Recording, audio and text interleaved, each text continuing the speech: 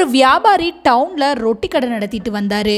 அவரோட கடை ஓரளவுக்கு பெருசு. தன்னோட வாடிக்கையாளரான ஒரு விவசாயி கிட்ட தன் வீட்டிற்கு பயன்படுத்த தினமும் 1 பவுண்ட் வெண்ணெய் வாங்குவார்.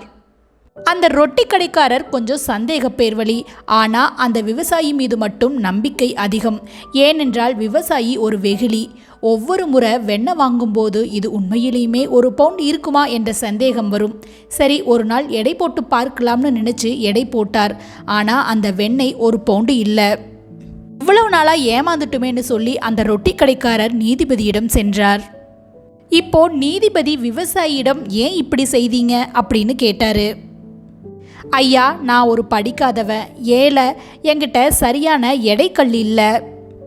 என்னோட குடும்பத்துக்காக இந்த ரொட்டி கடைக்காரர்கிட்ட நானும் தினமும் 1 பவுண்டு ரொட்டி வாங்குவேன். என்கிட்ட எடைக்கல் இல்லாததால் அதே ரொட்டி அளவுக்கு வெண்ணெயும் தந்துடுறேன். அது 1 பவுண்டு தான் இருக்கும்னு நான் நம்பிக்கிட்டு இருந்தேன். இதை கேட்ட ரொட்டி கடைக்காரரோட முகம் ரொம்ப சொங்கி போயிடுச்சு. உண்மையிலேயே இங்கே யார் திருடன்? தீதும் நன்றும் பிறர் தரவாரா? எல்லாமே நம்ம கர்மாப்படி தான் நடக்கும். நிலத்தில் கொள்ளை விதைச்சிட்டு எல்லை அறுவடை செய்ய முடியாது.